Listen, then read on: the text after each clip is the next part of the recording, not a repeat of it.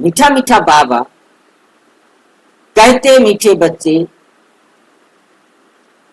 तुम्हें यही चिंता रहे कि हम कैसे सबको सुखधाम का रास्ता दिखाएं, सबको पता पड़े कि यही पुरुषोत्तम बनने का संगम युग है।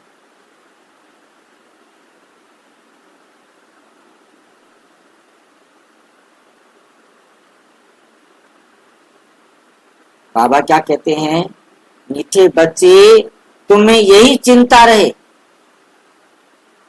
अब ये चिंता बाबा मुक्त करने आया है या चिंता में रहने के लिए सिखाने आया? चिंता को तो हम सुनते आए, चिंता चिता समान है। अब बाबा हमें चिंता की चिता पर बिठाने आया है या ज्ञान चिता पर बिठाने आया? मेरे को तो गड़बड़ लगे, क्या कहेंगे आप?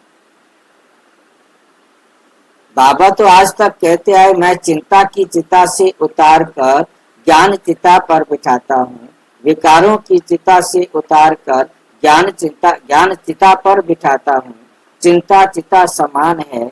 आज ये बाबा चिंता करा रहा है।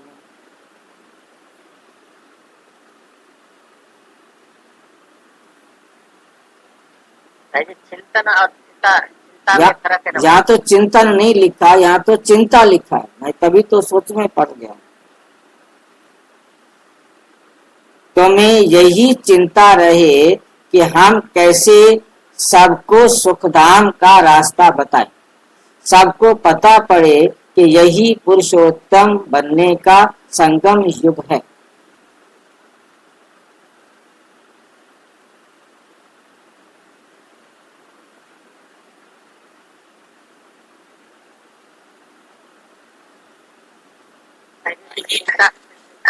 हाँ जी, जोर से बोलो ताकि सबको सुनाई दे। इसमें चिंता करने की तो कोई बात नहीं है भाई। फिर बाबा ने क्यों लिखा है चिंता?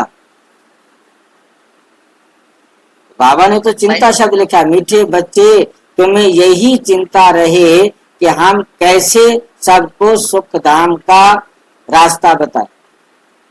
भाई जी सदा अलर्ट रहे और जागरूक रहे, ये बताना चाहते हैं। चिंता का अंग्रेजी में अर्थ बनता है केयर। यहाँ चिंता का अर्थ केयर आता है। एक शब्द आपने मुरली में सुना होता है डोंट केयर, केयरफुल और डोंट केयर। बाबा कहते वहां पर डोंट केयर परवाह ना करना और परवाह करना। इस चिंता का अर्थ है परवाह, क्योंकि शब्द तो एक रहता है, उसके मतलब हर जगह पर अलग अलग निकलते हैं। परवाह करना और परवाह ना करना। तो बाबा ने मुरली में कहा माया के डोंट केयर बनो, बाबा के डोंट केयर नहीं। बाबा को डोंट केयर नहीं करो, माया की परवाह नहीं करो, परंतु बाबा की परवाह करो। बाबा की श्रीमत पर चलने की चिंता करो। बाबा की श्रीमत पर चलने की चिंता करो का मतलब है परवाह करो, उसका ध्यान रखो कि बाबा की श्रीमत से हम जरा भी ना हटे। ठीक है कि नहीं? परंतु किसी को भी दूसरे की किसी की मत पर चलने का जरा भी चिंता परवाह नहीं करो, माया की परवाह नहीं करो। तो परवाह चिंता का यहाँ अर्थ है परवाह। चिंता जो दुख देने वाली है, जो दूसरों को दुख देती है, जिसके कारण मुझे स्वयं को दुख मिलता है, तो वो चिंता हो जाती है चिता समान। जिस चिंता करने से मुझे सुख मिले वो चिता समान नहीं है, यानी वो चिता बन जाती। वो भी चिता कौन सी? आप कौन सी चिता पर बैठे हैं? ज्ञान चिता पर। जब आप ज्ञान की चिंता कर रहे हैं तो ज्ञान चिता पर बैठे। बाबा की श्रीमत की चिंता कर रहे हैं तो आप हैं ज्ञान चिता पर, और यदि आप किसी और कर रहे हैं तो आप हैं विकारों की चिता पर या अपना विनाश करने वाली चिता। दोनों ही चिता है, ज्ञान चिता भी है और अज्ञान चिता भी। चिंता जिसकी करेंगे हमारे पास उसी की चिंता, उसी चिता पर बैठे। अब हमारी मर्जी है हम अज्ञानता का, आसुरी दुनिया के विचारों का चिंतन करें, चिंता करें और क्या बन जाए, अज्ञान चिता पर बैठकर, विकारों की चिता पर बैठकर अपना जीवन बर्बाद करें और बाबा के ज्ञान की चिंता करके कि बाबा ने जो नियम बताए हैं उनका हम चिंतन का दूसरा अर्थ हम अटेंशन भी ले सकते हैं। अटेंशन देना, अटेंशन देना, बाबा के ज्ञान पर अटेंशन देना, तब तो समझो कि हम अच्छे रास्ते पर चल रहे हैं। और यदि हम विकारों पर अटेंशन दे रहे हैं, अज्ञानता पर अटेंशन दे रहे हैं, तो हम गलत रास्ते पर चल रहे हैं, दुख वाले रास्ते पर चल रहे हैं। क्योंकि यहाँ बाबा ने आगे क्या कहा, चिंता किसकी करनी, हमें चिंता रहे कि हम कैसे सबको सुखधाम का रास्ता बताएं।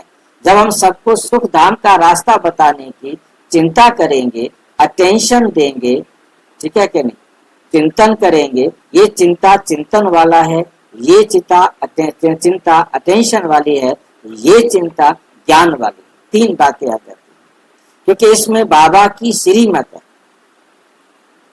उस पर हम अटेंशन दे रहे हैं। शब्द जो है अपना अर्थ उसी हिसाब से बना लेता है जहां उसका प्रयोग होता है। यदि शब्द का प्रयोग हम एकदम सही तरीके से कर रहे हैं तो उसका गलत अर्थ होते हुए भी अच्छा अर्थ निकल जाता है। सबको पता पड़े कि यही पुरुषोत्तम बनने का संगम युग है। सबको रास्ता बताना है ताकि सबको पता पड़े कि ये पुरुषोत्तम बनने का संगम युग है। ठीक है, कोई डाउट है तो पूछो। स्पष्ट है या कोई प्रश्न है तो पूछो। बाजी ये मुझे आज तो 6 तारीख की है ना? हाँ जी, ये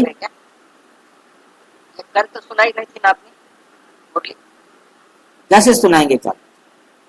आज पहला दिन तो है इसको। पुरुषोत्तम बनने का कल भी सुना था इसलिए। इससे मिलता जुलता चल रहा है परंतु वो कुछ अलग था। प्रश्न, तुम बच्चे आपस में, हाँ जी, शब्द का मीनिंग जो है, शब्द का अर्थ जो है संदर्भ से होता है। हाँ, संदर्भ से होता है। जहाँ उसको प्रयोग किया गया, प्रयोग के आधार पर उसका अर्थ लिया जाना चाहिए। यही रेफरेंस में ये शब्द प्रयोग हुआ है।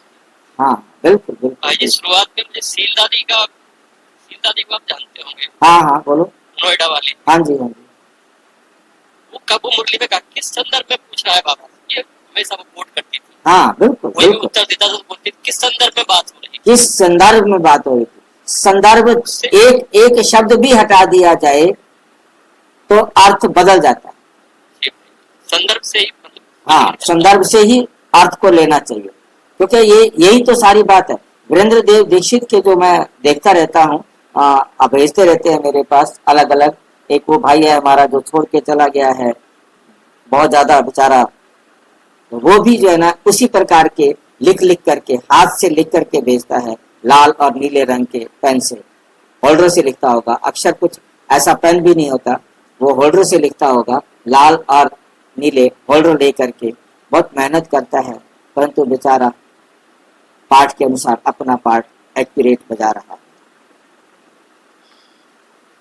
प्रश्न, तुम बच्चे आपस में एक दो को कौन सी मुबारक देते हो?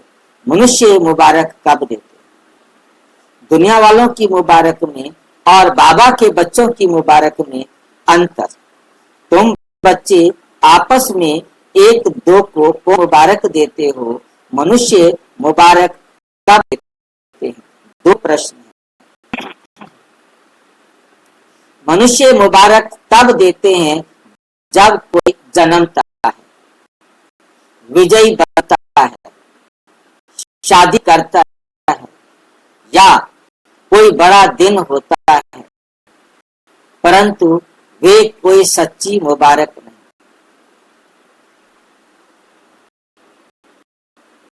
समझ रहे हैं बात? मनुष्य मुबारक था जब कोई जन्मता है, सच्चा नहीं है, विजयी बनता है, ये भी शादी करता है, ये भी सच नहीं। कोई बड़ा दिन होता है, बताओ, ये तो है ही नहीं। जो देख रहे हैं बच्चा पैदा हो रहा है, उसको मुबारक देवें कि नहीं देवें? शादी हो उसकी मुबारक देवें कि नहीं देवें? बड़ा दिन आए उसको मुबारक देवें कि नहीं देवें? सफलता मिली है उसको मुबारक देवें कि नहीं देवें? आज बाबा कहता है वो सारी झूठी मुबारक, वो कोई सच्ची मुबारक नहीं। क्यों नहीं अभी वो सच्ची मुबारक? कौन बताएगा? आज बाबा पता नहीं कौन सी तरीके ढूंढ के लाया। ये इतनी सारी मुबारकें सच्ची नहीं है क्या?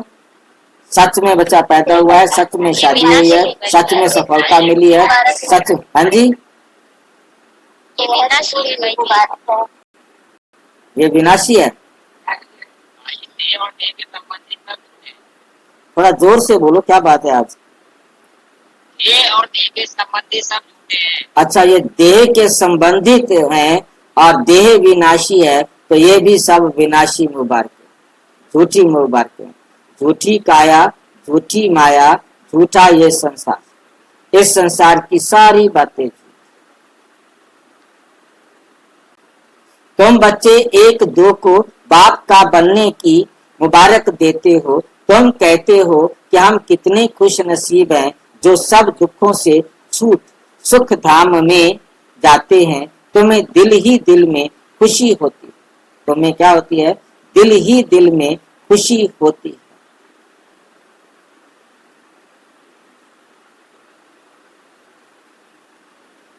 क्या मुबारक देते हो? तुम बच्चे एक दो को बाप का बनने की मुबारक देते। तो यहाँ भी तो बच्चा पैदा हुआ है ना, ये मुबारक सच्ची है। ये मुबारक सच्ची क्यों है भाई? यहाँ भी तो हम बाप के बच्चे बने। ये रूहानी है भाई जी। हाँ जी, ये रूहानी है। ये रूहानी है। हम आत्मा परमात्मा की संतान बनी। वैसे ये भी सच नहीं है, परंतु बाबा कह रहा है इसलिए हम इसे सच्ची मुबारक मानते। सच क्यों नहीं है? सच क्यों नहीं है और क्यों सच्ची मुबारक माने? सच नहीं है ये, क्योंकि बाबा ने तो हमें कभी पैदा किया ही नहीं। फिर भी जन्म बोलते हैं भाई जी इसको। हाँ जी, अलौकिक जन्म बोलते हैं इसको अलौकिक जन्म बोलते हैं।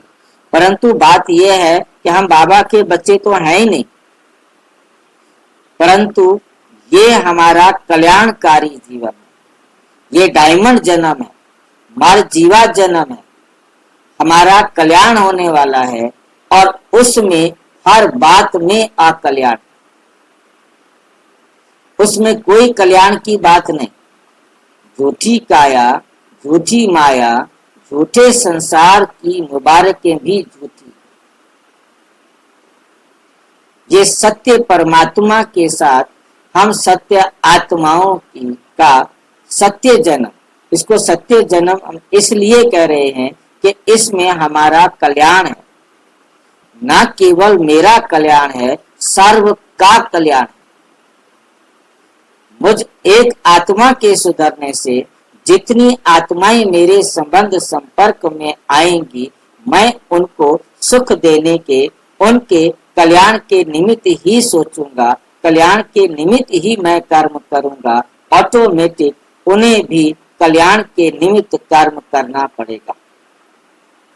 कर्मों की गति के अनुसार जो मैं उनको दूंगा, उन्हें वही मुझे देना पड़ेगा। और